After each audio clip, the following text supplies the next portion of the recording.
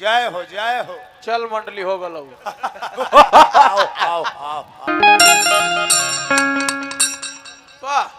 माना संस्कृति बाबा के ठाठ लेकिन काट और गीत प्रदुमन प्रदेशी के तो सुमिरन करत बानी पवन सूत कपिराई के अब बबुआ अंजनी माई के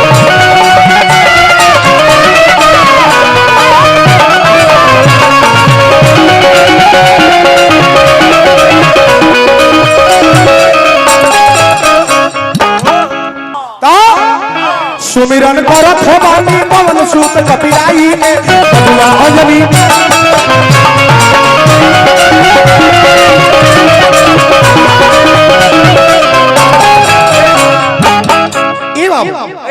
तहरा नाम के जन्म के मैं पर्वत उठवाला जैसे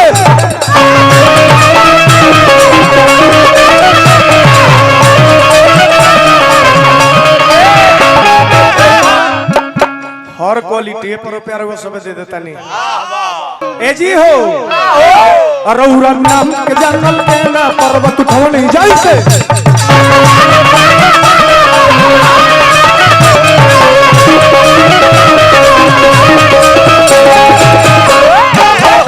शिक्षा ले रहो शिक्षा ले रहो गहन आश्रम जाई के बबुआ अंजनी माई के ना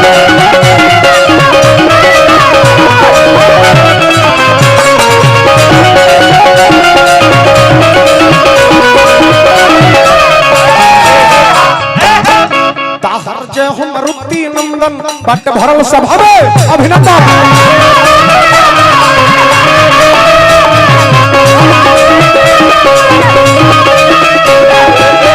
गिरल दास शरण में तहरा बिना उठाई के बबुआ अंजनी माई के ना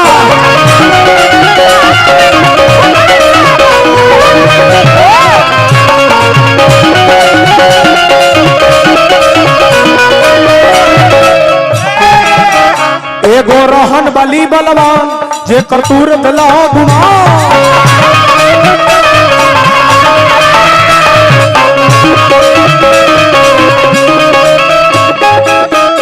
रन से भागल रहलन पीछे पीठ दिखाई के बबुआ अंजनी माई के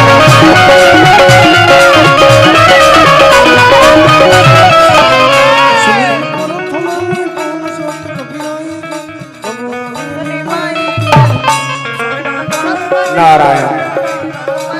नारायण हरि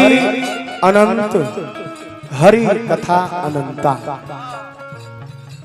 एकर अंत नहीं खे जे जे तना गोता लगौले बा वो तना पौले बा संगीत ऐसा विद्या है